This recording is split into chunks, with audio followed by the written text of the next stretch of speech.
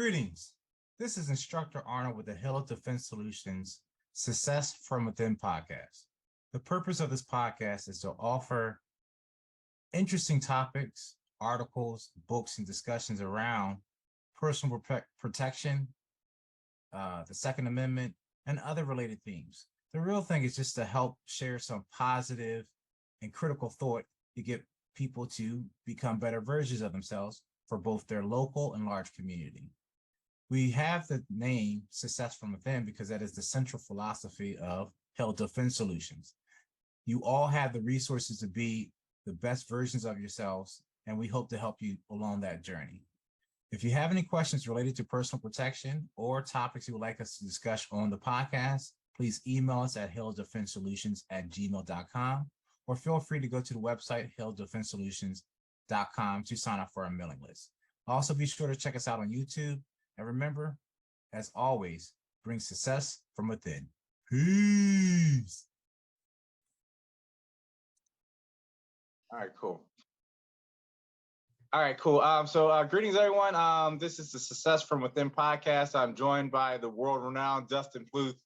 Now in the running for 10 years running for the world's greatest smile. What is it? Oh, always. Yeah. You know, it's wait, we got trophies for this? Then yes, there's going to be. I've been getting them at the post office for you. I just go pick them up. Yeah, Stacks on stacks. I didn't want to go to your head, you know. If we can, Dustin, just introduce yourself a little bit about like who you are, what you're doing, and then I'll ask you some questions as we go along. Sure. But introduce yourself. Who are you? Well, man, this is going to take a while, so this is going to be a long one. So how's it going, guys? My name is Dustin Pluth. I am aware of many hats. So I guess the top title now is I am the Vice President of Xtreme Tactical Defense here in St. Louis, which is an awesome training facility that a part of the company, the parent company is Xtreme Krav Maga. So they do Krav Maga, they do hand-to-hand stuff, kickboxing, jiu-jitsu, all them kind of fighting, Judy chop, knife kicks, you know, all that kind of stuff. All the soft and cuddly arts, right? Yeah. But so I actually run the firearms side of it. So all the training, all the defensive training, the store now. So we are a 07 FFL. So I have an FFL now. Yeah, buddy. So that's that. I am the owner of 7S Training. So my own LLC training company. On top of that, firearms. What was that name again? Your own training company? I missed it. So 7S. 7S. Okay. Yeah, 7S now, Training. What does 7S stand for? So 7 is kind of. How did you come to 7S? The 7 has kind of been always a number that's come up through my life in a lot of positive manners. So it was just kind of one of those things that Dustin Pluth Training or Academy or anything like that. I didn't want to sound too douchebaggy. So douchebaggy is heavy in the firearms and martial arts. Yeah, you know. So and that's where I'm very open to everybody, all walks of life, all types of peoples. Come shoot guns. Like I judge you if you don't like sweet tea and barbecue. Like that's what I'm going to judge you on. But guns and stuff, I'm not. Like so. Hey, everybody's got to start somewhere. Everybody's got to get training. And so, yeah, I came up with that. So new stuff coming soon on that, hopefully soon. I have lots of irons in the fire, so to speak. So that one is kind of taking a little bit of backdrop. There might be a training class coming to near you right now. So yeah, you know. All right, so you're talking about 7S. You're talking about the Xtreme Krav Maga. You're talking about how now you're doing the firearms with that. Yeah. Tell us a little bit about what you're doing with the firearms and like how did you get into it? Why? Well, what are you currently doing in your role as vice president? What are some things to look for? What are some things that you're going to be offering at your company? Go ahead, talk about your company, what you're working on, all that stuff. So me as an firearms instructor, basically got into it a long time ago as a competition shooter, as a shooter, I guess in general. Grew up with guns, as everybody says, you know. And then from there, it basically snowballed into, I was always an athlete playing soccer and baseball and football and hockey, and then competitive paintball. So I gotta get some of the old photos of Pluth and like jersey and stuff. We got that, dude. All the fake teeth you have there from all the fights you got in. That one's, I'm a hockey player, so that one is fake. That is the so you gotta have something broken or something chipped if you're gonna actually say that you are a hockey player for any length of time. So but then I did competitive paintball for a long time, and then after that turned 21, got my first handgun. And I can legit say that my family did some work with the Reese family, and Dennis Reese is my crack dealer into the shooting world, because he's the first to say, hey, have you shot your gun in competition? And I was like the Olympics? That looks really slow and awkward. And the Olympics shooting is weird, right? Like it's a different skill. I've never seen it except for at the Olympics. I've never seen it anywhere else. Yeah. But it's very precision. It's very and the anatomy that they do stuff with, the guns are like outrageously customized for that individual. So I have nothing against those people. It's just not what I do for a living. Different strokes for different folks. You can't deny the skill involved in it. Oh yeah, 100%. So I looked him up, as everybody does, and gets on the internets and like, oh, that one's cool. Oh, that's not so right. And there was a range 10 minutes from my house, actually. So I went and watched. And luckily, the people that I watched were really cool and became good friends. And the first guy actually became one of my first coaches. And he was like, why are you standing over there? Stand here. And start asking. You're closer to the explosions. Yeah, start asking questions. And hey, do you want to shoot this thing? And I was like, I don't even know what I'm doing right now. Isn't that one of the weirdest and coolest things? Like you meet a complete stranger in the range, you smile, you do a couple targets where like, hey, take my lethal weapon. And have some fun. here's thousands of dollars worth of stuff. Go play, right? So that's awesome. It's a great community. So basically that next weekend I shot, and that was basically yep, I'm doing this. So shot matches, and then was like, all right, I need to get training. And so I took classes, and then I got a coach, and then I was like, I want to be better. So I want to take more classes. So I took more classes, and I know it's weird. It's science. And then so around classes. That, if you're getting training, so you say you grew up with firearms and you were doing shooting. So let's say you were a capable / fledgling shooter. How and why did you justify, like, I need a coach and I need training? Because a lot of people get a firearm, they know how to shoot at a dry target from, 7 yards, or let's say like 5 yards away, 3 yards away. A lot of people aren't even doing 7 yards. They're like, oh, I know how to shoot because I didn't shoot myself or anyone else. And they call that, I'm a shooter now, Yeah. So how did you make that decision? Did someone say, like, hey, Dustin, this is really crappy, or you could be so much better? Or what was that process like? I know about guns. I've been around them my whole life. Yeah. I need to do training to get better. What was that process? There was a little bit of humbling. And so this is the story that not too many people know, actually. So shot a stage that had a Texas Swinger and a plate rack, right? So Texas Star is 4 or 5 stars, 5 points with, they're like, what? 5-inch plates, 6-inch plates on them. And they're on a ball bearing. They're on a bearing, right? So you shoot one of the plates and it starts spinning. So the plates start spinning. And then there was a plate rack with, 6-inch plates, 6 across. And this is all 10, 15 yards away, something of that nature, right? I dropped a magazine on both of those. So yeah, so there was a lot of... I don't know the last time I shot a Texas Star, so I can't say too much. I have done them, but it is humbling. You're like, wait, it's right there, but the bullet's not hitting it. There is a science to it. There is a science to it. I didn't know this is the first time ever shooting it. So the stage happened. It was my first stage. It was not my first stage of the day, thank God. But it was the first stage that I shot with steel ever. I shot paper targets. So came up to the paper targets. Everything was fine. I was like, yeah, I'm good. Got over to this window and there was this thing. And so I shot the first one. I was like, yeah, this is good. Oh, it starts spinning. Oh, that's quick. And then I shot the wrong order. Oh, now it's spinning like all craziness. So that was a whole magazine there. And then reloaded and then shot more. And then went over to the plate rack and I was like, oh, okay, this has gone on for longer than I thought it has gone on for. And then proceeded to run out of ammo. So that was the like. Just somebody come over with a walker, just like, that's enough, son. That's enough. Yeah, they just tapped you out, like through the towel, the hook. Get him out of there! Get him out of there! He's dying! Yeah. Were you still gripping your gun as the smoke came out the barrel, just looking? Yeah, I was just like trying to look for rounds on the ground, like port load them. So that was like that. Maybe I don't know the things that I know right now. So luckily the guy who actually was one of the first guys to like help me get into it, he was there and he's like, so what happened was you suck and you should get better. And so we started doing drill nights and practices and, hey, come to this monthly match. So matches literally, and that's what I tell my students too. I don't care if you don't want competition shooting. You don't care about the trophies and looking cool in jerseys. This is a way to test your abilities and test your skills and test your equipment. So that carry gun that you shoot or that you're banking your life on or the lives of people around you, does it actually work? Do you know how to use it? Does the magazine that you have work? Does the belt you have work?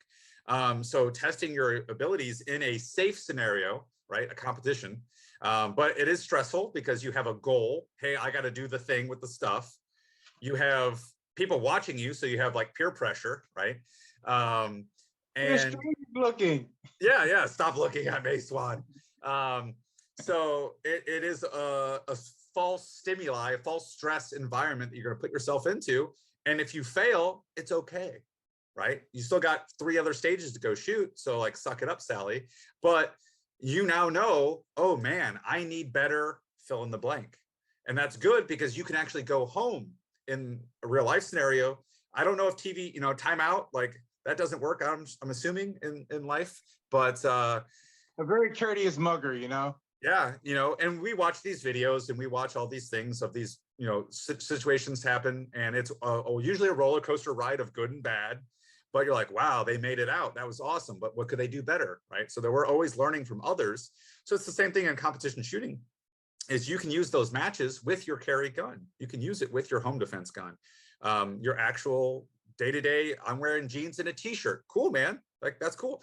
Don't expect to be at the top of the leaderboard. Don't win it. You're not going to win trophies, but you got what you need out of it for that monthly match that you spent $20 at to get in and 100 rounds. Awesome. You did good. So that was my humbling moment of, dang, I probably need to get better at these guns and stuff.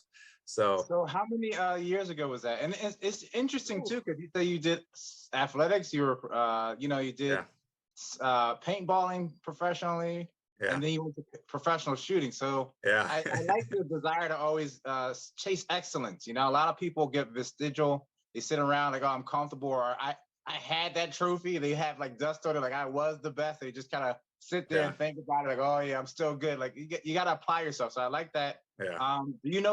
What do you attribute your drive to always trying to, pursue excellence and keep pushing yourself? Because a lot of people rest on their laurels and just get comfortable.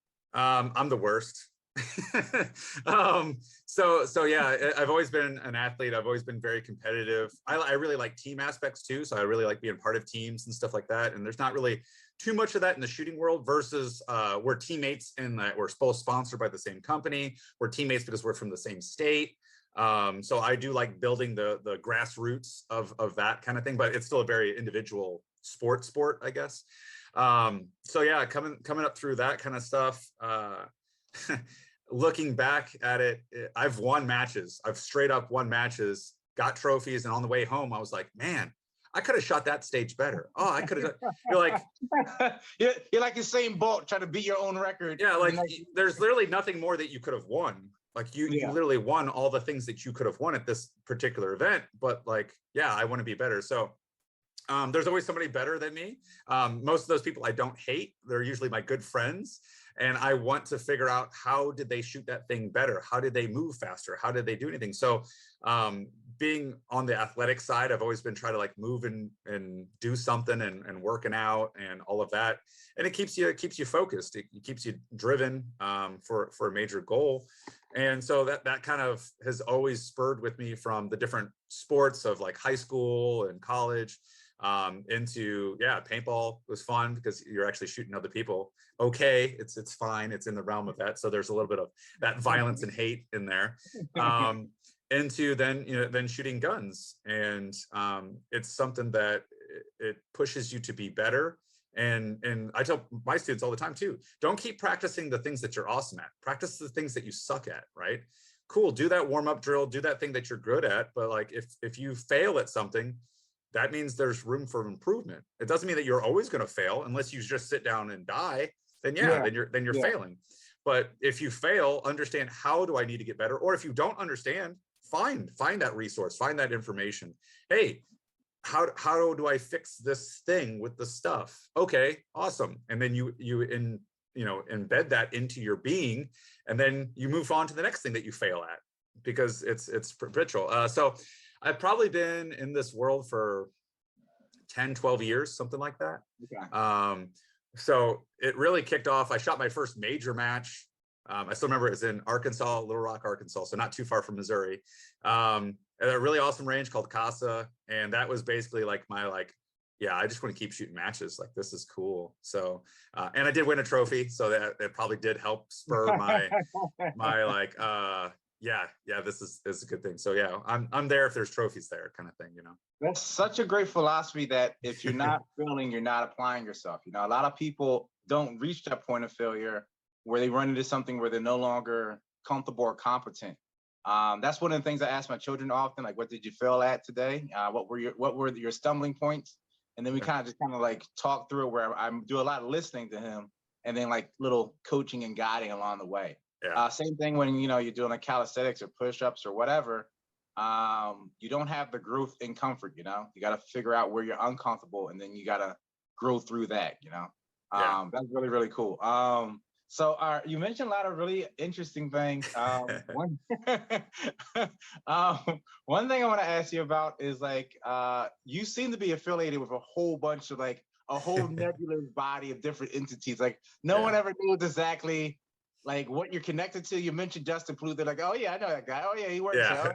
Like, so what are the different entities you're associated with? Why are you associated with them? And yeah, who are you associated with and why? Because even just from your email is like you got like one response and there's like 20 different associations. Yeah. So that was one thing that I've always been from. You know, my marketing degree. I've always been a social butterfly. From, you know, my dad's company. He runs a boat lift company. At boat shows, I was that person who was next to him, you know, wheeling and dealing stuff. To what I do now. So yeah, I'm affiliated with a whole bunch of companies and a whole bunch of people. So I try to help out everybody. I'm kind of, I call it the industry OEM. So I'm all over the place. But so yes, I shoot for Springfield Armory, a fantastic firearms manufacturer, along with Rise Armament out of Tulsa, Oklahoma. They're an AR manufacturer, family owned as well. They do great stuff. They've been fantastic for my family. Comtech Holsters out of Houston, Texas. They've always been cool with me. Under Industries, which is the sweet jersey that I'm rocking. I've actually been with that company almost since the beginning, when it was with a different company. Once again, family owned. It's kind of a big thing for me. That company is actually multi-veteran owned too. So the husband and wife are both former military. And so he's just a Marine grunt that likes to make money and shoot guns and drink Modelo's. So can't beat them with that, you know. So but that's the big thing for me is tying myself with good people. Like, you have to be a good person, and then also good products. So usually before I even get with that person, I've already bought that equipment, I've already tested it, I've used it, I've tried to break it, which I've also always told to any owner of any company I'm with, hey, this widget thing that you gave me, I'm going to try to break it. And because if my dumbass can do it, you know, or can't break it, then there's no way that the general public is going to absolutely do it. So me running 1,000 rounds through my gun the first day that I get it, like, that's what I'm going to do, right? I'm going to wear this holster for 13 hours in a car, because I'm going to try to figure out, does it work? Does it driving around your neighborhood? Yeah. Well, and then so me traveling for matches and traveling for training and traveling for teaching and stuff like that. So, okay, cool. I'm driving from here because I'm in the Midwest. So like, oh, it's only 10 hours away, so let's just drive, right? So like, that's a very Midwest thing. So I draw my limit there though. Like, all right, we're like 8-10 hours, like I'm flying, like, all right. But you know, hey, we're driving to Tulsa, Oklahoma. So that's like 6 hours-ish away from me. So cool. I'm going to throw this, you know, appendix carry holster on and drive there. I'm not going to tell my students like, yeah, you should drive 6 hours in a car. Like, no, if I'm in a car for probably longer than like 2 hours, I'm probably going to take it off, put it in my cup holder, you know, my glove box or whatever, and be good, and then put it back on as I get out of the vehicle. That's the key step that a lot of people forget. Yeah. Guns don't live in cars; they live on you. But that's the thing with all of that, that it's one of those big things that I associate myself with good companies that have made good products, but also are good people. They give back to the industry. I'm a match director, so I've put on major matches, and none of these companies have balked at giving back to the community in prizes or in gift certificates and stuff like that. So, and there's a I could go on probably for 5 minutes of just telling you the lineup of Proper USA, Comtech holsters, Vortex Optics, Hex Optics, American Manufacturing, Edge Tactical Eyewear, Rubber City Armory, Black Nitride, Quarter School 10, Enforce Lights, Dissonant Arms. So like, yeah, I could go. That's enough. You're showing off now. You're bragging. So that's the cool thing is the other companies that they don't give me money or they don't give me products. I'll still shout them out because maybe a friend needs that thing. Oh yeah, have you talked to these people before? Oh yeah, no problem. Yeah, talk to these people. Like you guys meet up and then they produce something that's awesome. So that's where, different meetups. Where I met you different meetups and stuff like that. Well, I'm loosely affiliated with that gentleman. I wouldn't publicly say it, but yeah, he's a good dude. So don't tell him that. But that's industry connections. That's how our world works, and how good people can connect with other good people to get ahead and get things out there to the public. Well, also there, I'm pretty sure I got to check with the Guinness Book of World Records, but we had the first mobile interview on like what is that thing called? Yeah. Around. What is it called? The little children swinging spinny thing. I can't. Yeah, the wheel of death that you like. That's what it is. That's what it should be called on the manual. Because I'm pretty sure NASA has one. Like, and it's like 12 G's. The little spinning. Yeah. You weren't doing it right until children were flying off screaming. Yeah. No point in there casually. So I'll pull that interview out of the archives to show you guys if we ask for it. So all right. So you're talking about the new company you're doing in the new role with your firearms. Do you want to tell a little bit about that so people can know what to look for your company and what things you're looking at in the future? Yeah, so XTD, Xtreme Tactical Defense. So we're going to be carrying all your latest and greatest cool, fun equipment. And we're in 07, so we're going to be carrying suppressors, short barrel rifles, maybe have some machine guns. Gotta have those fun toys. So Missouri, we can have anything and everything. So we'll have new stuff, used stuff eventually when that comes through. Parts, accessories. I'm going to have one whole case that is all your EDC items, your everyday carry items. So, I do need a flashlight, a handheld flashlight. I need medical gear. I'm very, very big believer in that. You're basically your three pillars: guns, hand-to-hand stuff, and medical stuff.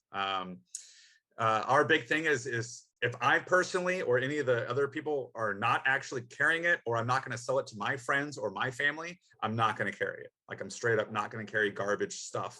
We're going to be very open to the public too, of like, hey, if we got, you're not going to have a high inventory of Sky pistols, huh? So there are certain companies that are getting better. And it's very no, not those guys. So there are companies out there that are putting their money where they need to. So we can look at Canik. Canik picked up Nils Johansson, a competition pro shooter, and now the new Caniks are not too. They're not Springfield Armories, but but they're there. I can attest that my buddy Caleb Giddings, who's 2 times military, owned a store, owned gun magazines. He was on Top Shot. He's a world-class masterclass revolver shooter. He just got picked up by Taurus. So he's going to be reinventing Taurus's revolvers. I know. They do. I know. As long as someone is improving them, because where the current state is, exactly. I think the things that Taurus is where they fire with the safety on. I know, and I would not say that. And this is guy, like, if you look up Caleb Giddings, he's one of the biggest trolls in the gun. I love him. He is my tactical brother for life. That's why you guys are good friends. I've traveled the world with, or not the world with him. I've traveled the country with him, and we've hung out many, many times. So he knows me, he loves me. But he would be the first to talk trash on any company, and he will back me up in that. And so literally having a company that is you know, it is what it is. That needed some help to bring him in is basically like you're throwing gasoline on the fire, right? And so so I have faith in if they listen to him, I have faith in them that they are going to change their product around. Obviously it's going to take time, it's going to take R&D, it's going to take all that, but if they also listen to him, he's going to say a lot of dumb stuff, like I say a lot of dumb stuff, and that's why like Springfield and Rise doesn't listen to everything that I say. And sometimes they're like, you don't speak for us. But yeah, so I have faith in it. So but we're gonna have, and I understand everybody has to live within their means. So, you know, dropping $300, $500 on a gun, that's that might be a half of your monthly income or a quarter of your monthly income when you got family and you got kids and you got bills and car payments and food on the table, right? So not everybody can drop $1,000 on a Gucci, awesome, cool, maybe 1,500, 1,700 in the brand new 1911 double stack Prodigy from Springfield Armory. So, but we gotta talk about that too. We gotta talk about that. So we will carry some budget friendly guns. And I always go into it saying, what are you wanting this gun to use for? Like, what do you want to do, right? Hey, if it's something with defensive purposes or, you know, concealed and carry purposes, cool. You only got $200 right now. Go work another month, come back and see me. That way we can get you something that I'm going to tell you that this is something you can bank your life on, right? And I actually, people don't realize like you can get a used firearm that would be good too, because most people have a firearm and they take it and put it in a safe or let it sit somewhere, so it's not actually like worn and weathered. And you can get a good firearm that's used for half the price sometimes. It's not like a car. I mean, like, I guess it can be a car. They do lose appreciation a little bit. And yes, you can have a beater. But yeah, I mean, most guns, if any gun that I'm going to be buying from an individual to resell as a FFL, I'm going to go through it. I'm going to make sure it's not pitted and it's not, you know, all that. And all your major manufacturers are going to have great warranties, and it's going to have great parts and accessories out there. So, and then don't get it twisted. Obviously, yes, I love Springfield Armory. They are family to me, but I am good friends, and one of my coaches and a sponsor for the long time, Randy Rogers, shoots for Ruger, right? The most bubbliest soccer mom, awesome, I love her, is the team captain of Smith & Wesson, is Julie Golub. I've drank beers with Shane Coley, the team captain of Glock. So the industry is more woven together than separate. You're like, oh, you're a Springfield, you must hate Glock. I'm like, nah, like, it's whatever. That's a lot of stuff you see a lot of times on the internet. People are very cliquey and have their groups and stuff like that. But in reality, all the people that wear the shirts, all the people that wear the shirts are not that way. They're all best friends. I mean, there are douchebags in the industry. How did you, so I've interacted with Ruger and Springfield Armory regarding, for lack of a better word, customer service, warranty stuff with firearms and stuff like that. And I've had fantastic experiences with both companies. How did you get involved with Springfield, and what is your history with them? Because I know you know. Yeah. So you gotta talk about the Prodigy too. You said you knew somebody. You're working on one. You sent it down, and someone did some custom work on it. So how did I get with Springfield? So I turned 21, got my first handgun, which was a 4-inch XD 9mm. So this was many moons ago, right? Brand new XD. Yeah. No, it's been out for a minute. So I shot different guns. I shot, you know, hey, what's your friends, your family members? Shot this thing, shot that thing. So I was fortunate enough to have my family, my dad, my uncle, that did some work for the Reese family at the Ozarks where I grew up. And then a friend of the family who's an interior decorator that did some work. So it was kind of funny. It was kind of like the Spider-Man meme of like, what are you doing here? What are you doing here? Right. So we were all there. So we were on his dock doing some stuff. And this guy comes in with a t-shirt and cargo shorts and New Balances. I'm assuming New Balances on. And he looked like he was like the gardener dude, but he was shagging me tools and, hey, you want a soda? You know, this and that. I don't know who this guy is. My dad did, but he was setting me up. And so he's like, hey, so I heard you got a gun. I'm like, yeah. He's like, oh, so you're like your dad and your uncle, like you like shooting guns. I'm like, yeah, this is, you know, I really, he's like, oh, what'd you get? I told him. He's like, oh, cool, that's my company. Okay. All right, so I know who I'm talking to now. And he's, have you shot matches? And I'm like, I don't, what, the story I told him. So he wrote down a card, and that basically started that, and he gave me a hat, and a shirt and stuff. And so I shot and took pictures and did my marketing side of me, my advertising side of me, and it snowballed from year 1 to year 2 of like, hey, like I'm gonna shoot every match in Missouri now, monthly stuff still. So there's no prizes and trophies, but okay, cool. So good job. And I would send him a picture, email him this and that videos and try to do what I do. And then it snowballed into, hey, I'm going to shoot a major match. And I did good. And it was like, cool, let's help you out a little bit more. Hey, let's send you a magazine. Let's get you tuned up a little bit better. Hey, let's get you met up with Rob Latham, the team captain of Springfield Armory. So he, and it's like, it's like a squirrel. It's like me. Basically, it just comes with the jersey. You got to jingle some keys every once in a while. Got to get you on pass. So, and then that snowballed from meeting him. He introduced me to other people and introduced me to other companies, and good people introduce other good people to companies, and it just it snowballed into what I do today. And marketing, doing marketing for companies, doing T&E for companies, and then now having a store. And I've been in the retail world for bajillions of years too. 6 years at one place, 3 years another place, 3 years another place, 3 years another place. So selling guns is and equipment and all of that. So I've already done that too. So that's basically how I got in with Springfield, and that's how Springfield is basically from day one has been a family with Dennis Reese, and then Stephanie, his daughter, and Nick, his son. So yeah, not too many people can be like, yeah, the daughter of this company can text me on different things or input on different things. So the Saint project, the AR that Springfield came out with, I knew about that guy, the Hellcat, that guy, the Hellion, that bad boy I've been chasing for a minute now, and then and the Prodigy, so the 1911 double stack.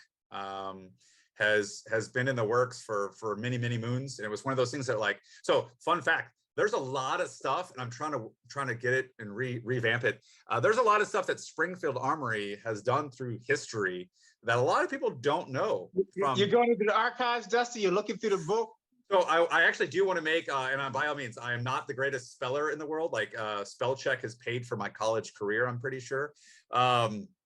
But I do want to make a coffee book of the history of Springfield Armory. I think it would be pretty awesome because there's stuff that I'm still learning, and I've been with them for around for so long. I mean, yeah. Well, so from the very beginning, from the original Springfield Armory, I can tell you the whole history if you want. There was a guy named George Washington. I'm not sure if you're familiar with him. There's that guy, and then there's another gentleman named Eli Whitney. I don't know if you know him. Yeah, he's got around a little bit. So those dudes did the original stuff, and how that spurred the whole industry to do what we do today. Now, obviously, it's gotten refined a bajillion times before that, but and then the collaboration. So talking about companies working with other companies. One of the I don't need it, but I need it guns is an Uzi. I don't know why. It's just one of those because you remember 80s action movies. That's why. What do you mean? So my dad also had one when I was very small, micro Dustin. So it must have been in the DNA. Micro Dustin. Yeah. Oh no, it was the original bad boy with the swing folder stock and the full barrel. Yeah, it was dirty. But there was a collaboration with IMI, Israeli Military Industries, and Springfield Armory to make Springfield Armory Uzi pistols. Wait, what? Exactly. You didn't know. You're going to bring it out just for you to be like, hey, we got Uzis in Springfield now. So, and that is the tip of the iceberg on the collaborations that are out there of different companies that works. So there's all kinds of cool, fun stuff that I'm learning. So there was a tool for the Uzis are somewhere at Springfield. So there are some out there somewhere, and I need one. So if the internet, if you're on the internet and you see an Uzi, I'll take an Uzi. So yes, hook me up. That's working with a flashlight late at night, just looking through stuff, trying to find Uzi parts and stuff and where. Yeah. Justin, get out of here, scat. He runs off and this squirt gun. This is. That's so funny, man. That's awesome. But yeah, so there's a whole bunch of stuff. So there were some double stack 1911s way back in the day that were Springfield Armory double stack 1911. So this is actually technically a rehashing of a old product that Springfield Armory did.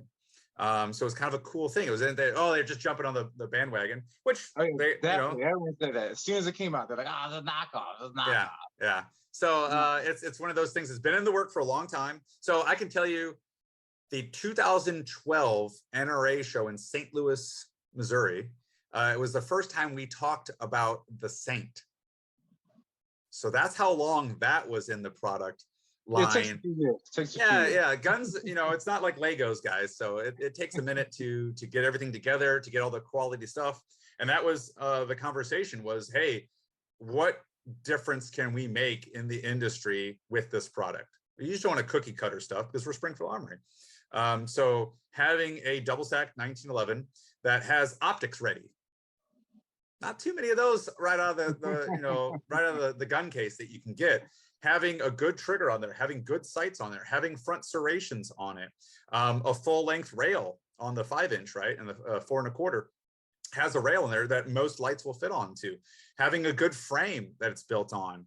The magwell, the magazine's holding a bajillion rounds, is always good fun time. They got a 21 rounder one, and they got a higher 17, than that, don't they? Yeah, so a 17, a 21, and then the big stick is, I'm going to get this wrong because I don't have one yet. It's 27, something like that. 29. Like that, yeah, I remember there's several, and I was like, that's awesome. Yeah.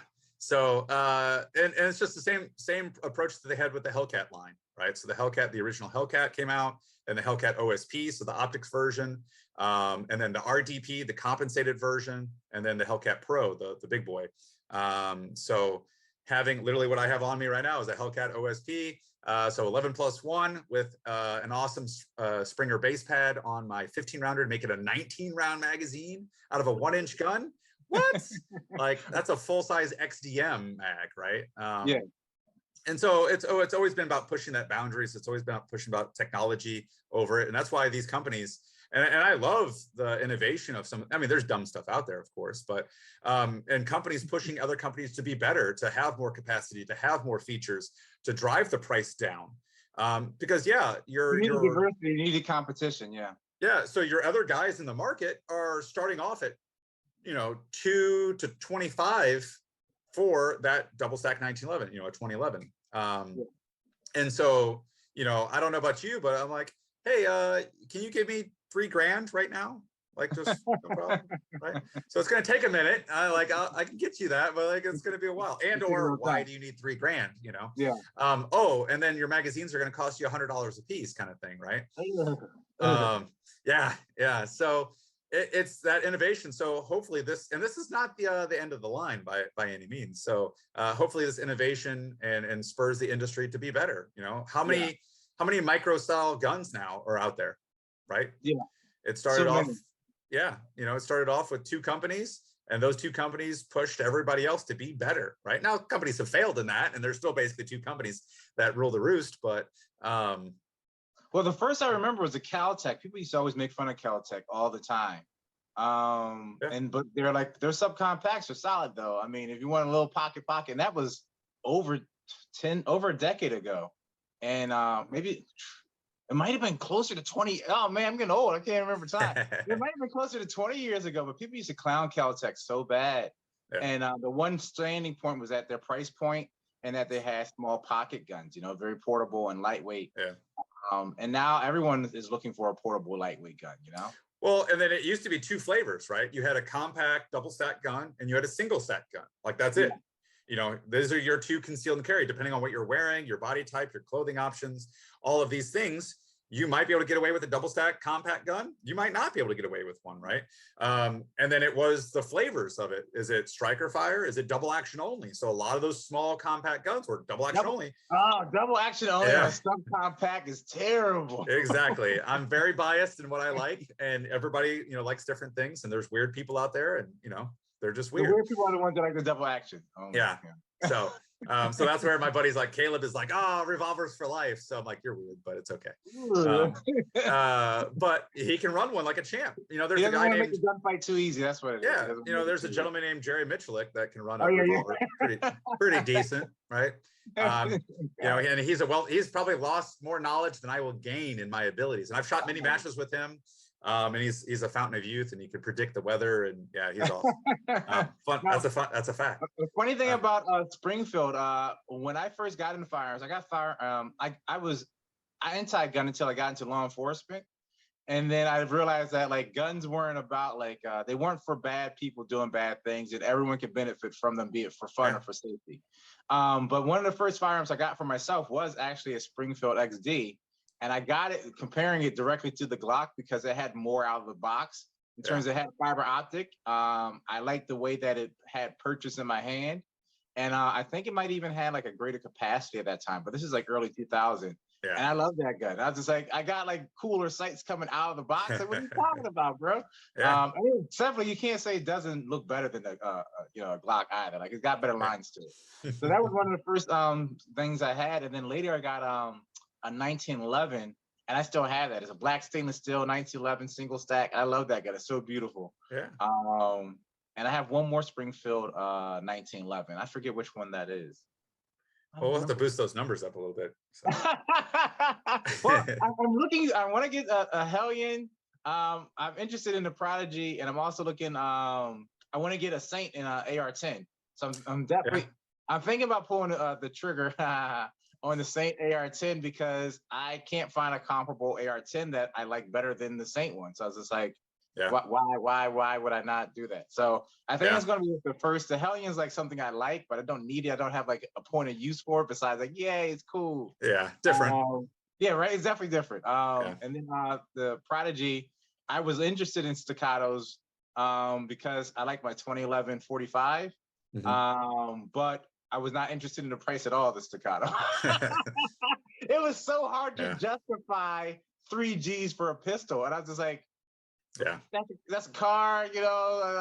Like I could fly to Europe and spend a month for vacation. Yeah. Or I could have this pistol. Like, for 3 G's, we could go to Mexico for a long time, brother. Yeah, we can live like kings for a while, bro. Like, you got a whole Springfield Armory Mexican division down there. We can. Let's go. Vamos, todos.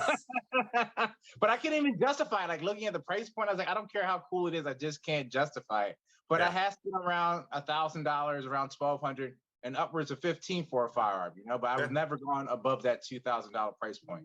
Yeah. So there definitely is a market there in a niche, and it is a well known and established name. It isn't like some crazy like brand from Turkey that you can't even pronounce the name. It's not some weird, you know, third block Eastern European stuff like that.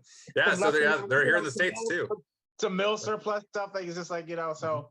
It's a reputable company that if you have any issues or any questions, you could just call them up and you'll speak to a live person. Which 100%. I haven't had that same experience with tourists. You know, I call them up and you can get a recorded line. They tell you about the lifetime warranty, but you spend your lifetime on the phone trying to reach someone. Like, what the hell? And it's good people. Like I can tell you generations from the insider knowledge, generations have worked at Springfield Armory. So that was one of the things I've conned Denny into, like, hey, like St. Louis is not that far away. Like you just come down, you know, like come across the river. But that was one of the biggest things why they stay in the People's Party of Illinois is because and Illinois has some great stuff. Like I'm in Sparta, Illinois at the World Shooting Sport Complex. Beautiful range, ran by an awesome dude. Great matches. That it's just in a bad state. Did you hear about Illinois? Now apparently, I haven't actually found the article. Oh yeah. But reportedly, they're not detaining for up to including second-degree murder. Hang on, let me play the Purge music in the background while you. Kidnapping, arson. Yeah, it's wild, brother. Assault, arson, all sorts of stuff. Kidnapping, like it's like they will, if they find you, they'll just cite you and be like, here's your court date. Like that was the type of stuff they were doing at the height of the pandemic. Like, I don't know about where you were, but in Philadelphia, they had the police chief come on, like, yeah, we're not arresting people for these offenses. And like, I was like, are you trying to invite these offenses? Because you literally just did a newscast about it. And like the guy from, was it Chicago, was it Florida? During the pandemic, he asked the criminals to do their part and just and just stay home and stop committing crimes because we don't have the wherewithal to do the policing. He said, "Do your part, Justin." He said, Yeah. I got the video. I got the video. I got the video. He's at a press conference, Dustin. Yeah. He said, "Please do your part. We're overworked." Yeah. It's bad. Some people, like I say a lot of dumb stuff and words are hard. I understand words are hard, but criminal has been around for a minute. And like, it kind of means that you don't care about the law. Or other people, like, do your part. Yeah. Your part. Yeah. So yeah, I'm pretty sure St. Louis City is going to get some like PT boats, and we're just going to like have them trucking up and down the river here. So keeping people that way. Do your part, man.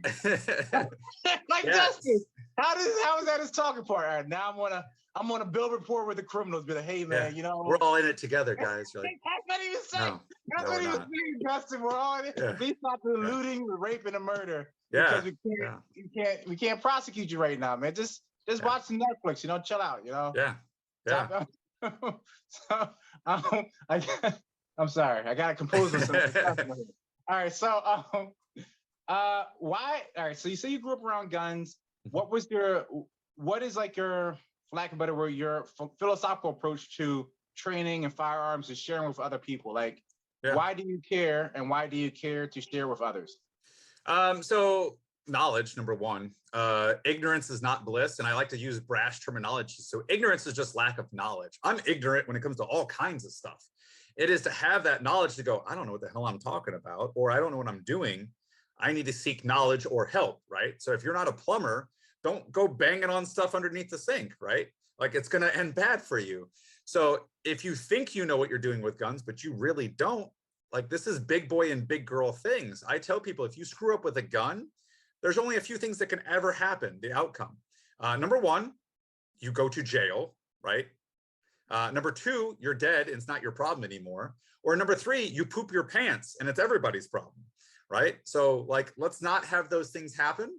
Let's get knowledge, get better with those things. And that way we're having fun. So the spark, I guess, to get better in the training side of things, besides the competition side, I was always brought up with firearms that, hey, it's very respectful, very, very high level of knowledge. I knew where all the firearms are in my parents' house, kind of thing.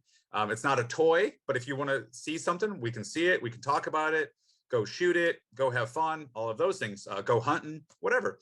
A firearm is also the great equalizer. It does not matter how big you are, what type of person you are, it makes everybody equal as long as you know how to use it, obviously. So there's a story that I tell, and it's easy to tell now, but I was a high school kid, not Dustin, the awesome competition shooter, the trainer guy, the instructor, a bajillion guns. I got home, and short story of a long story, my little brother at the time went to the same babysitter that the next door neighbor's kid went to, and the kid was sick, and the babysitter was a young babysitter, and she called my mom, who's a nurse.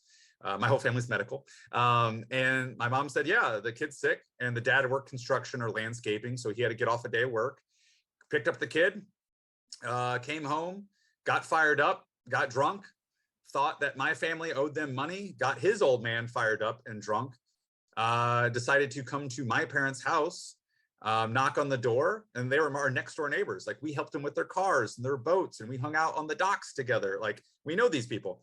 My dad has 3 older brothers. He grew up playing hockey. He's 6'3", so he's not a big old, he's not a little boy by any means, but he just had back surgery probably like 2 years prior to this or something. So he wasn't doing backflips, but he's still very mobile. Called him outside. He went outside because why wouldn't you?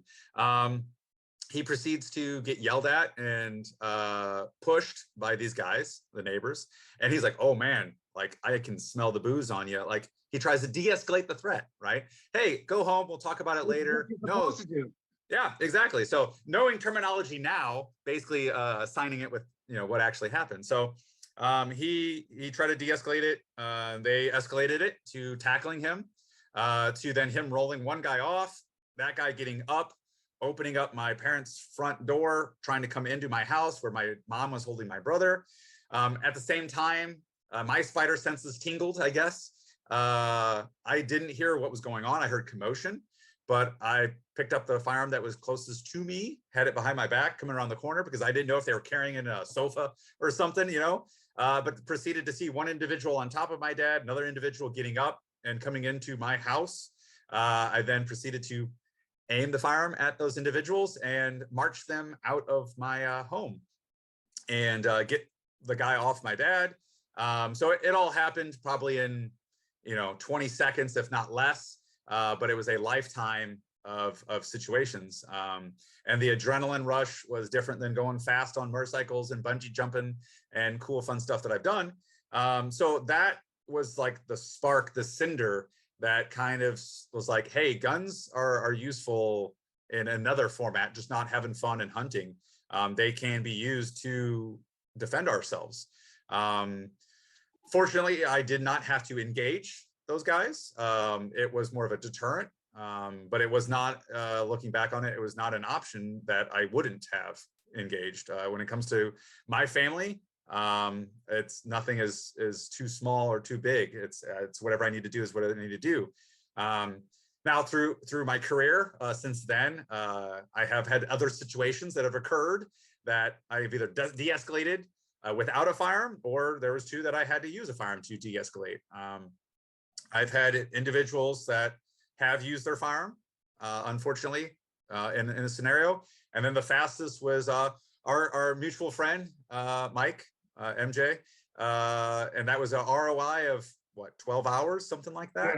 Yeah. So the proof is in the pudding kind of deal, right? So it's one of those things that I wear a jersey. I want you to be having fun with a gun, but it's also a functional tool that you can defend your life or your family's life with. And I've actually started saying more than that, not just your life and not your family, but my life and my family, because that means more to me than you. Sorry, but I like you.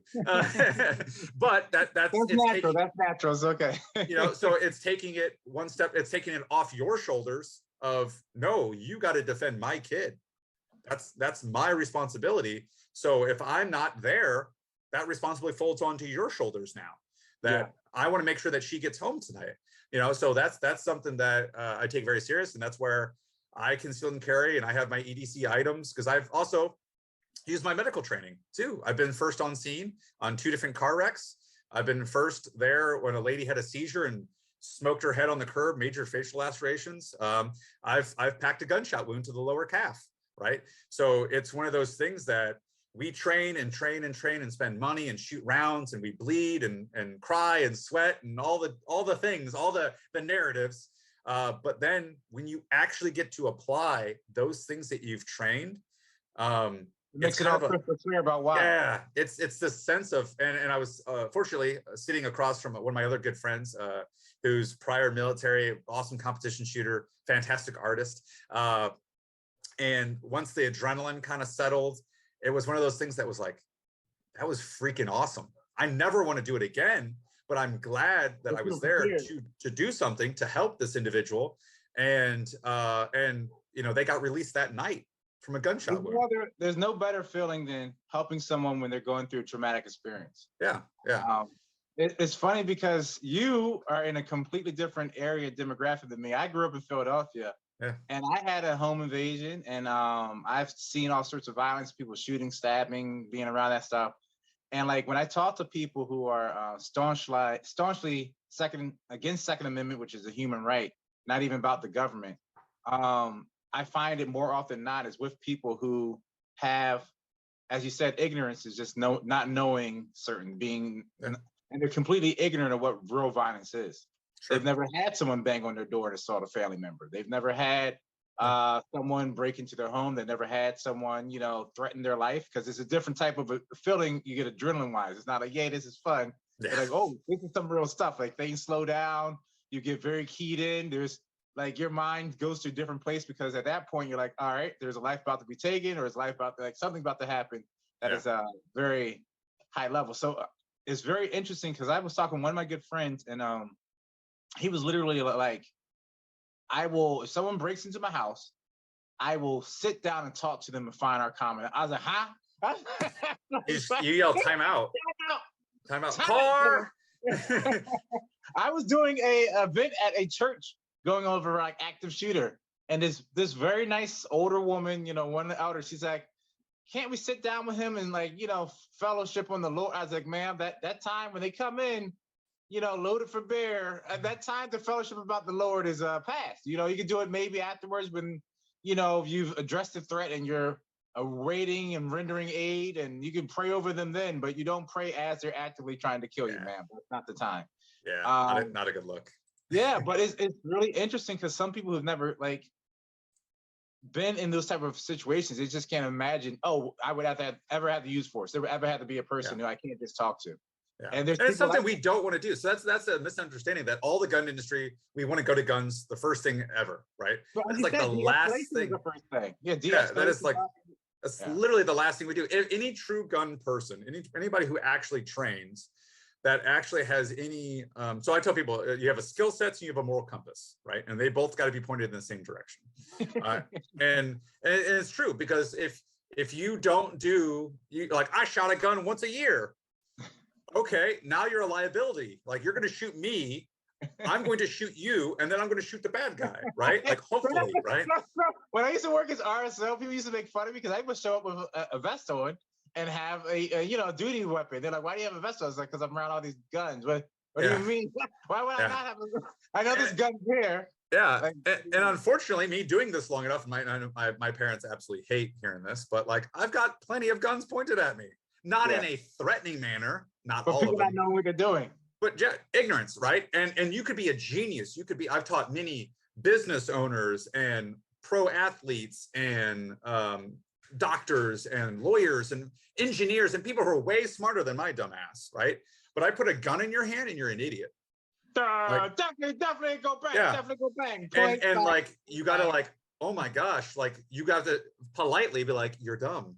So let's not do that again, right? And so they're like, and they sometimes the synapses connect. They're scratching their head, mixing their coffee with their gun. You know, and so that's where they got to realize, like, oh, this is a thing, right? So then the other thing that I teach is that moral compass, right? Is the mindset, the mental gymnastics that you have to do with whatever you believe in your soul above you, or just as a good individual, that like the task that we are going to potentially have to do. And that also that your training kicks in, because, you know, we have that fight, flight, or freeze, and that is into our being as a human being, and how our brain works and our, you know, all of that. But yeah, you know, the people who freeze, that's going to do me no good when I'm actively dying one way or the other, right? Running away from me is also not good, right? So now, there are times that, yes, technically the right decision is to run to cover or concealment or to something. So that is not, I'm not saying that's not 100% the answer. But, I got you. But so, you know, that is the thing is, and I really love teaching people who are or were military, law enforcement, firefighter, and medical, because they have that because of their job. Now, there are other people who deal with stress and can compartment that stress levels. But it is a trained response. It's not a natural response. 100%. Yeah. And if you talk to any of those people, day one, they threw up, they passed out, they, you know, everybody, anybody in the medical world always has that one thing or one smell that you're like, nope, I'm out.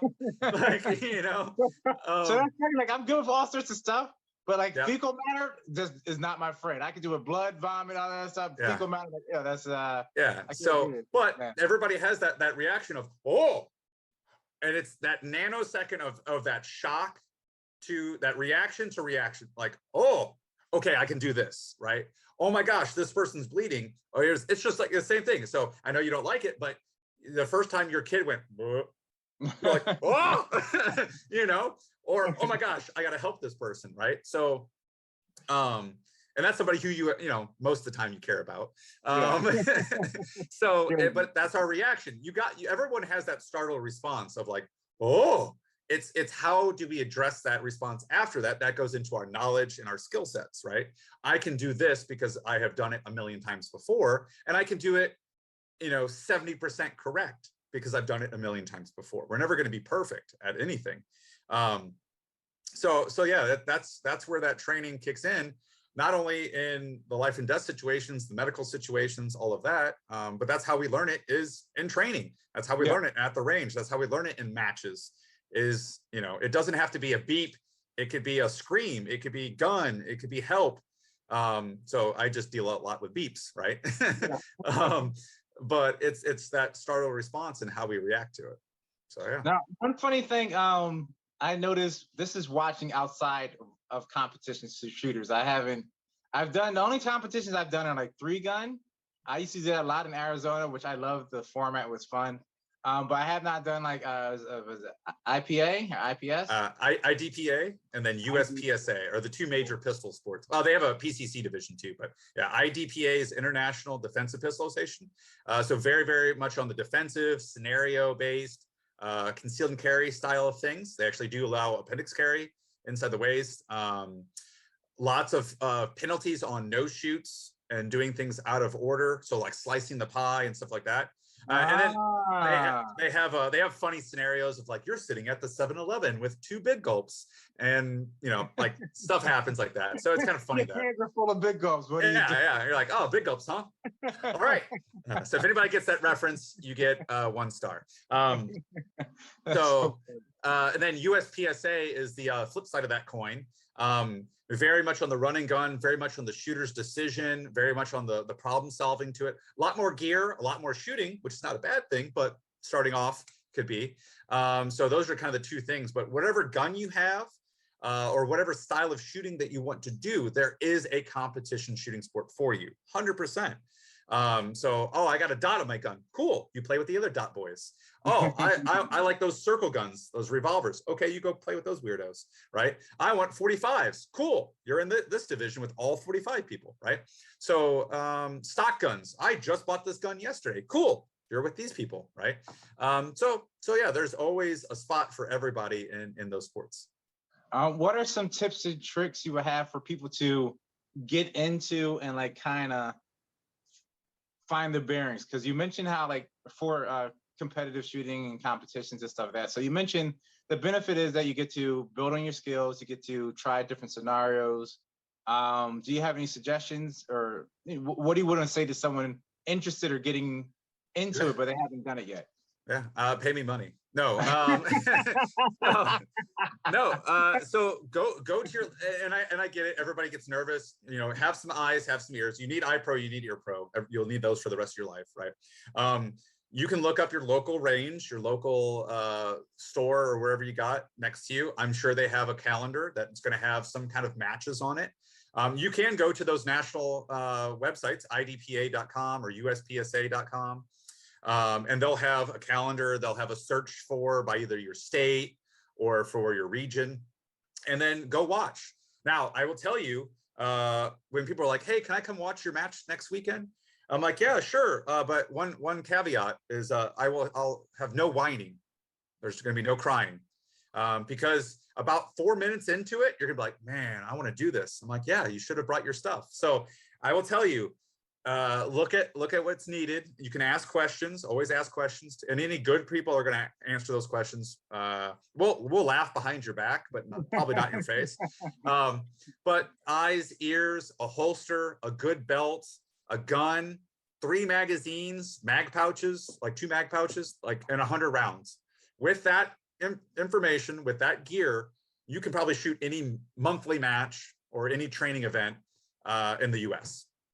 And you're going to be fine. So obviously be safe, listen to what's going on. Don't do anything until somebody tells you to do something. Help out. That's how you get noticed. Helping out and not being dumb. Bring a staple gun. Yeah, staple gun, pace targets, reset steel, right? That is going to get you noticed by the people who've been doing it a long time. Of like, all right, I'm going to help this person out. And when they ask dumb questions, I'm going to answer them because they're running down every single time and helping me make this thing go smoother, because I don't want to be out there all day, you know, in 100-degree sun and stuff like that. So it's getting nicer now, but so that's how you rip the hole in your shoes. You're running around too much. Yeah, I'm too fast. So go shoot. If you love it, go get classes, go get lessons, talk to people. You'll become friends with these people. Like we're a weird mismatched family of peoples across the US that we all look different. We all come different walks of life. We all have different day jobs, but we can come onto the range for a day together, and we're all best friends. And then we'll go have dinner and beers later on, you know, and reconnect on social medias 4 years later or whatever it is, you know.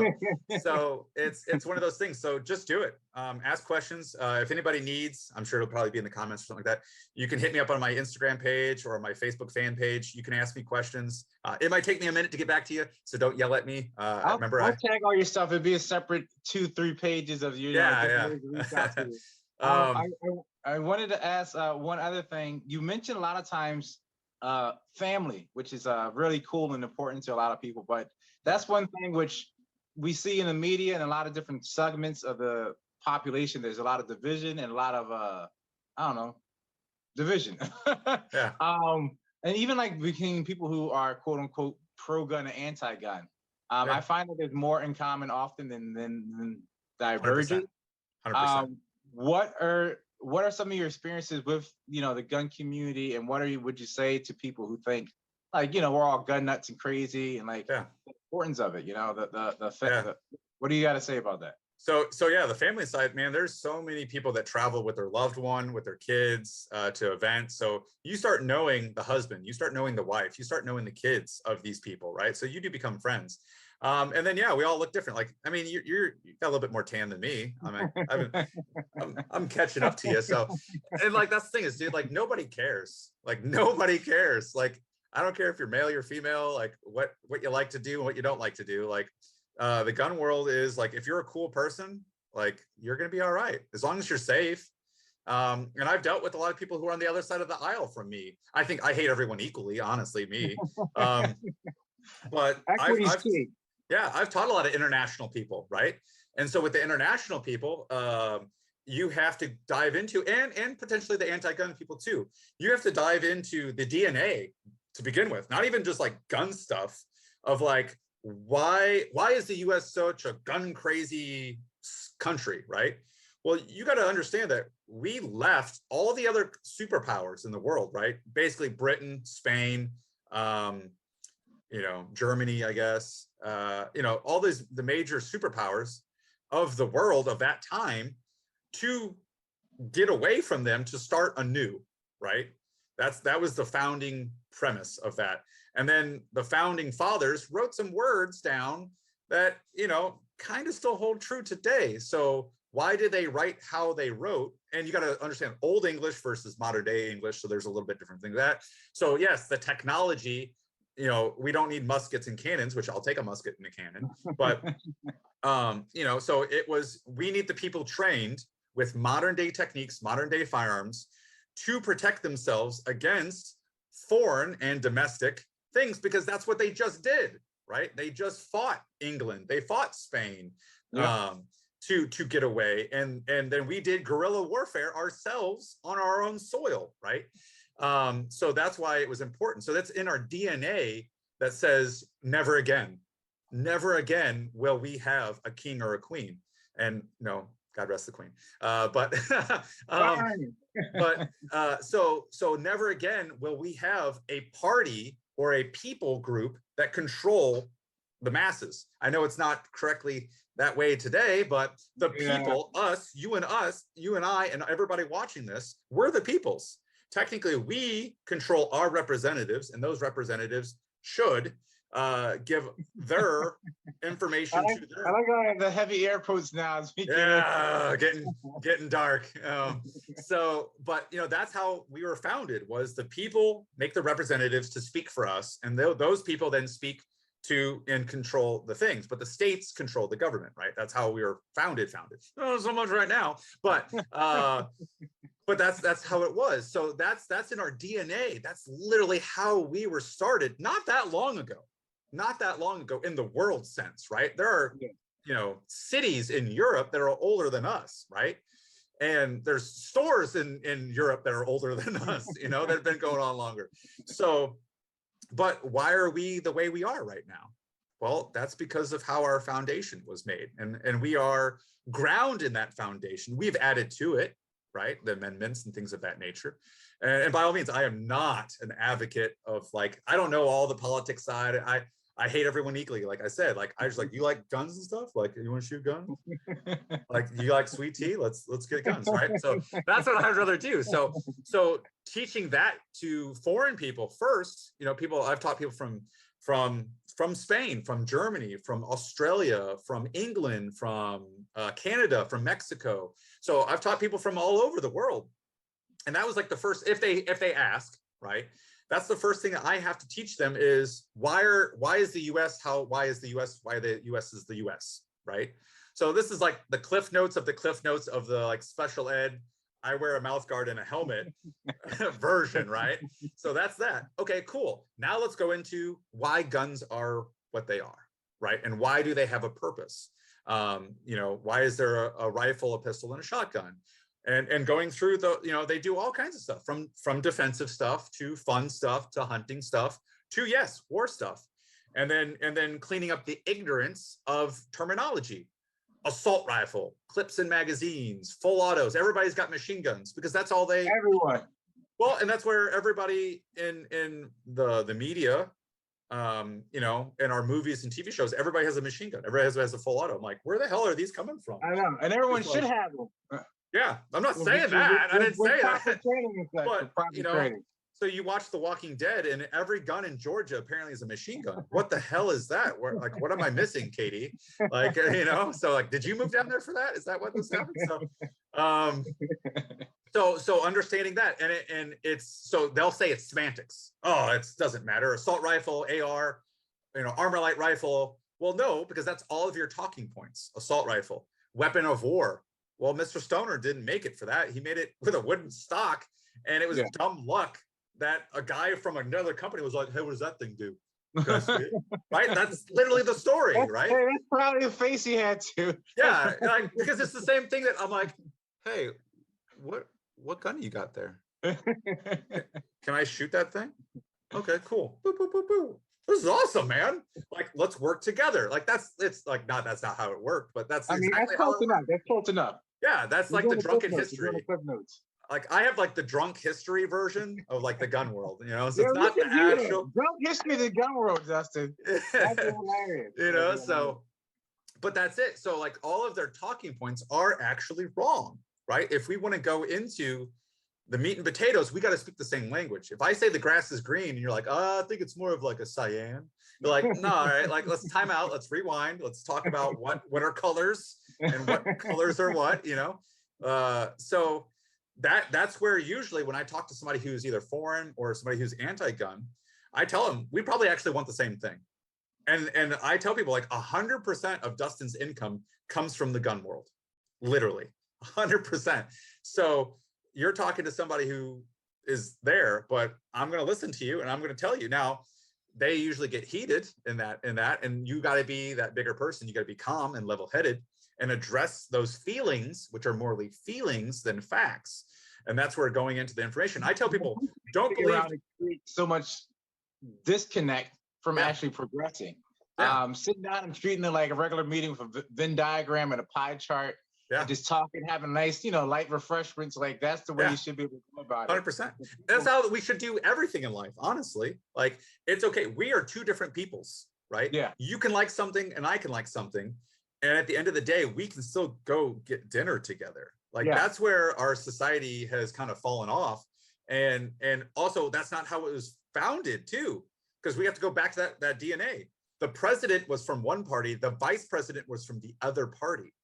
Right? That's exactly how we started. So we didn't get the smear campaigns of like, we had a constant checks and balances right there. Yeah. I heard this Halo defense was hot garbage. And what does acronyms actually mean? Right? No, it didn't have like smear campaigns. I wasn't ready for that question. We got to start off. So like that was the thing, is we didn't have that. It was onto, and I'm sure there was a little shit talking, but it was mainly onto the topics at hand. Hey, we have this issue. We need to fix this issue. I feel this way about it. I feel that way about it. Let's have something in between, right? And that's where we probably need to be, honestly. Well, that's where the growth is. Yeah. You find the commonality, and then for the stuff that you diverge on, you reconvene on it later at a different time. And it's okay to say like, I hate you, and you're wrong. But not to but at least you're actually having that conversation with the person instead of saying it behind their back. Yeah. So that's very cool. I appreciate you sharing that. I didn't know that story that you shared, but it's very important because like sometimes when people are visited by violence, if they survive, you have all sorts of like, you know, stuff to work through, be it like psychological, be it emotional, be it physical trauma. You might have to relearn how to use your legs or something. And you don't always have that benefit, or you might die from the physical event, you know? So it's good to be able to transverse by that. And then that's the reason I share what I share with people, because I don't want anyone ever have to go through that and be victimized in that way, because you can literally, if you survive, just never be the same. 100%. Yeah. But you got to get back in the ocean, right? It's like the dudes, the surfer dudes, right? They get attacked by a great white or something, like, you know, so they're like gnarly. Bro, it's not my fault. That's what the great white says. You look like a sailor. Yeah. What do you want from me? He tastes it. Yeah. Well, they actually just were like, oh, look at this human. He's far away from the land. I'll help him get back to the land. You know, Shark Week. He's rigging too much. Stop. Your leg's gonna come off. Stop. Yeah, that's what I learned in Shark Week, at least. I don't know. Thanks, Discovery Channel. Back to the water. Look at his little orange flail. He's drowning. Let me save him. But no, you're 100% right, man. We have to learn from each other. We have to learn from experiences. And I tell people it's unfortunate that I have to watch these videos or read because I hate the media, and I try not to watch the news as much as I possibly can, help it. But we have to learn, or we're doomed to repeat it. I'm a big history guy, so that is 100% true. That if we have that ignorance, oh, everything's gonna be fine, everything's gonna be okay. No, it's not. We need to change things. We need to make things better, and like not do those things again, and move on, move past those things, and to make each other better. That's the only way we can do it. So yeah. I fully agree. That's awesome. Wait, I want to look real quick at make sure I hit our talking points. That happens. We say a lot of things. Mindsets, political stuff. We talked about that. We talked about the ignorance. We talked about. Oh wait, how's the cropping going? I know you were saying you started doing some training with the man. Your face. This working out stuff is for the birds, like, right? He's gonna get off this car before you bought a crop. Yeah. So now that was the one thing. It's really cool because we do a lot of cross training. So I've had every class that I've taught, probably 2 or 3 of our hand-to-hand instructors in my rifle class, my pistol class, right? So that's awesome. Like we can always learn from each other. And I am not a hand-to-hand expert by any means. You know, I'm doing the Judy kicks and the knife hands at people, and they're like, that's not, this is not, I'm like, all right, this is how you do the thing. And, right. And so, man, they're so good. Yeah. So it was one of those things that I knew, once again, I knew this is where I sucked in, right? I've had a little bit of doings in the hand-to-hand stuff, but it's not like, I'm not a big boy. Like I do guns and stuff, right? So it was more a situational awareness of like, don't get into that situation, but how the hell do I get out of it? Well, I probably need to learn some of this stuff, right? So yeah, I got thrown into it and got beat up, and a nice big old bruise on my elbows and my knees and my side. And then since we do have a gym attached to it, like I get done, you know, doing inventory at the store, and I'm like, oh, I gotta go work out, you know? So like, this whole working out is not working out for me. I don't know. This is weird. So you gotta file a complaint with someone. File a complaint. You gotta find out who. Yeah. So, but it's been awesome, and these guys know their stuff, man. They're Steve Salzy is like the #1 dude in the Midwest for Krav. He's a bajillion-time black belt. That's not real numbers, but I'm just gonna make up belt numbers, and he's gonna be like, oh, I hate your face so bad. But you know, he does jiu-jitsu. They got dudes who are like, you know, pro MMA guys that are in there teaching this and that. They have ladies. Those ladies can beat my ass all day long. You know, this gal is a jiu-jitsu training, Justin. That's what it is, training, man. Yeah, it's and so, you know, and they spin around you, and you're like, you know, and you're like, how did this just happen this way? So, but yeah, I have just dipped my toe into the Krav world. It's a very cool sport. It is very, very much on the realism. It is not on the doctrine, just to do, you know, it's not the Mr. Miyagi of wax on, wax off. I'm sure that works. You're just like, this is me kicking and gouging. Yeah, it's like, I'm going to break your finger off, and I'm going to put this elbow through your eye socket. And you're like, oh, okay. All right, we got some big boy stuff coming, right? So they give the rationale of why did this become what it became, right? So the guy who made the Krav, a gentleman who's in Israel, and basically took all of the other hand-to-hand disciplines and cherry-picked what was good, what actually worked in the streets, what actually worked on the battlefield, you know, from military, law enforcement, and just basically civilians getting beat up. So what is going to happen in a knife fight? What is going to happen in a gunfight? What is going to happen in a fist fight? So here's how to lessen that severity of that outcome of getting your ass beat or getting killed, right? And so that's basically how Krav was born. I'm butchering that. That's the drunk history of Krav, you know.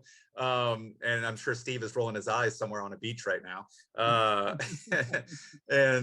So it's one of those things that it's cool. It's a very, very cool thing. And I do look forward, once my world has calmed down just a little bit from my craziness, I do look forward to doing more in it. So it is on my docket. But yeah, my brain, as they're talking and as they're teaching, I was getting that teaching things, but then my subconscious was like, oh, that's target transitions. Oh, that's drawing, like relating it to other stuff. That's how you do it, man. Yeah. One of the things that I noticed, because I've gotten back into martial arts starting this year because I've taken time off. Yeah. As with everything else, it's a perishable skill. I was like, my kick don't kick like that no more. Yeah, you're like, there's muscles here. What the hell? Why does this hurt here? You know? That was funny. The other day I was doing like just basic movement drills and stuff like that. Like I do like this free flowing thing so I can just get my body warmed up, which is a whole new thing now. Yeah. Approaching 40 years old, I was sprinting and I felt this strange sensation in one of my legs. It felt like something was getting really tight, and I was like, what? That's my hamstring. What's wrong? What? Yeah. And it's like I had to like warm up to do exercises now. So one of the cool things, like my martial arts mentor, one of them, my main mentor is Cliff Kinchin. He's in the Martial Arts Hall of Fame. He's on a TV show now with Discovery called A Kitty Kai, where they talk about children doing martial arts tournaments and like why they do it. But he was my last black belt test was my 3rd degree black belt test was 2018. And that was a singular physical assessment I've done where I got disorientated in the middle of it. It was like 4 hours long. And I remember like training, like he told me what I had to do. I was like, oh, I got to do 100 push-ups. That's nothing. I'll do like 300, you know, I got to run 4 miles. Oh, that's nothing. And I remember running and having my mile pace and being out there. And I was just like, he's lying. This is not a mile. This is way more than a mile. Yeah, and I'm going to die. I was like, he put 2.5 miles on there instead of 1 mile or something. Yeah. So like, I was going for the highest ranking there out of the other people testing. So they all did a running and I was still running. And then finally when I came in, he's just like, all right, you got to do your push-ups. And like my understanding was I had to do the push-ups, sit-ups, squats, and all this stuff, the calisthenics through the entirety of the test. So I had like 3 hours. I could do 50 here, 50 here. Like, no, you got like 10 minutes. You got to knock all that shit out. I was like, huh? It was like, crashing back. I was like, oh, it's terrible. So everyone's waiting for me to finish my push-up, my sit-ups, all this stuff. So I was like, that's not a problem. I was able to do over 150 straight. I can bang this out. I got to like 52. I was just like, Game over. Game over. Yeah. It's like I was hitting re-entry on the Earth's atmosphere. I was just like, this is going to be a long test, bro. Yeah. So, it is. The thing going along with that with martial arts, like he is older than I by a couple of decades, and he's still like kicking people's ass. Like he kicked someone in the throat during the test. They were out, like he's beating up like 18, 20-year-olds, young, spry, athletic folks. Yeah. And that's because he stays active and he stays doing martial arts. And if you stay in it and you stay with it, like it brings a lot of dividends just for your overall health, your confidence, and all sorts of stuff. So I'm glad that you're dipping your toes in there because it's going to give you a lot of benefits. And one thing that's very important too, with Krav or whatever you're doing, is to find out what works well for your body. Like for example, if I have someone that's built more like Po from Kung Fu Panda, I'm not going to teach them to do like 720 spin kicks. We're going to focus on use your hands and your body weight, positioning. And the same thing for people who have smaller builds. They're not going to teach you like, all right, this is your straight punch. Like you can do it straight and still flaunting you, but if he outweighs about 100 pounds, your arm might just kind of not going to work. It might not work. It's they call it physics also. We have physics, mass, velocity. So we're going to focus on what works better for you. All right. So that's definitely cool. I'm glad you're doing that. I think we hit all our points. The only thing, we didn't talk about, I wanted you to talk about You said you got a prodigy from Springfield coming, and you were talking about someone who does custom work in Florida too. So let's finish with that, and then I think we're good. All right. So yeah, I got teamed up with. So once again, this is that industry. Happened a thing with a thing to a friend to another friend. Customs, right? Yeah. So Pete at Carolina Customs hit me up, and to work. By the way, I didn't forget about you, Pete. I'm still coming. I'm working on a layaway for it right now. I didn't forget. So my savings account, and then I had my checking account, and I got so I'm like, Pete, give me a discount code or something. He does fantastic work. Yeah, I know he's a good dude. Don't tell him that, but yeah. So at that, at KD's thing, met Pete, and then dealing stuff with Pete and working with him for a while. He started doing stuff with a company out of Florida called Cheating Death Customs, guy named Eric. And he was like, Dustin, you got to hit this dude up. He loves Springfield guns. His story is crazy. So I was like, all right, I'll talk to anybody. I don't care, you know? And so I hit him up, and he was prior military, prior law enforcement, went through a lot of crazy stuff with that. And then got into gunsmith. He bought his first gun back. His like retirement gift was a Springfield 1911. He wanted to tune it up. So he started getting into gun tinkering, right? And getting gunsmithing and all that. So he has one of his lines is called the FUBAR. So you can look that up, acronym, other people. But basically his story is just that, that things happen to all of us. It's how do we ever overcome those indifferences, those hardships, those pitfalls that we fall into. It's how do we climb out of that crevasse? It's a big word. It just means crack. It's a crack in the ground. And so, you know, how do we get past those hardships and be better and better outcomes? So that means a lot to me, especially now. So he was wanting to get some different guns from Springfield. So I obviously called my peoples and got them teamed up with some stuff. So they're doing great work. He's got, so they blew up. Check them out on Instagram, Cheating Death Customs. Check them out on the face tubes, Cheating Death Customs. They did some limited edition runs too of their Fallout guns, so like the video game Fallout, and their Call of Duty Black Ops guns. And he did some like awesome like acid wash stuff on them and some distress looks. And so and he did some other guns too. He's got he's got some SA-35, so like the Browning high power style guns. He did some one of my favorite firearms, a high power, man. Yeah, classic. So he did some FAL stuff. He did some AR stuff. Like his ARs are pretty cool. So, but everything he does is very, very custom, very niche, very user like specific on different things. So it's there. They do some really cool stuff. So yeah, he wanted to build me one of their FUBARs, and I was like, all right, well, this is not going to be a showpiece, and it comes in a cool Carolina Customs case, and it's got the story in the thing, and it's awesome, and it's a very showpiece. I was like, you do know none of my guns are show queens. Like I beat the hell out of all of my equipment. He's like, I wouldn't expect anything less. So so I'm looking forward to doing that. And then once the Emissary came out, our Springfield Armory Emissary gun, which is a super Gucci, awesome gun, I was like, ooh, I could do something with this. And then they were like, hey, the 1911 double stack is going to come out. And I was like, let's go with some over here. So like, once again, squirrel, jingle keys. So yeah, I want those guys to, they're going to do up, and it really just needs a little tweak. And it's mainly me making a Ferrari just with different rims kind of thing. Yeah. Tuning up the trigger just slightly, some of the spring stuff. And then, yeah, so my logo, having my own logo on a gun is going to be pretty dope on a Springfield gun. You're going to have poof, poof, poof all over it? Yeah, just my face like this. Yeah. And then having the boys at Black Nitride do a cool little custom thing for me. Well, you gotta let me see it when it's done. Yeah, it's gonna be super Gucci. So get it done ASAP, because I gotta come out there for some of the events you guys are having too. I know, man. So yeah, we're getting things up and going at the store. Hopefully by the end of this month or end of next month, we'll actually be open to the public. We'll do a grand opening and all that. But yeah, we're getting classes going. Now get into the winter months, it kind of sucks a little bit, but yeah, we're gonna have more events and more things coming soon. So yeah, check out My social medias, check out Xtreme Tactical Defense for your classes and things. But yeah, Cheating Death Customs. I'm gonna have some cool team up collaboration projects with those boys. Good people. Once again, good people, good foundation. And then they make some good, cool guns too. So if you like, and they're really big 1911 dudes, big 1911 guys, and they do the high power stuff. So if you're in the Florida area, hit them up, or that you can mail them stuff too to their gun store.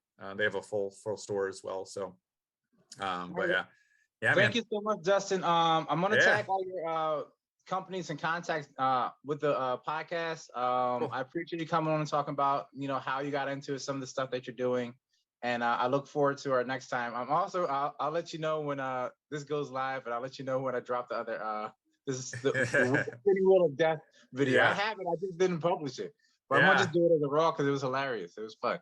Yeah, it was good, man. Yeah, anytime. All right, well, thank you, Dustin. I hope you have a great day. Take care of yourself, and I'll talk to you later, brother. Same, man. Take it easy. Right, peace. Dustin's so great, yo. That's awesome. How'd I end this thing? Dustin, how'd I end it? I need help. Push the buttons, the internet. My hands.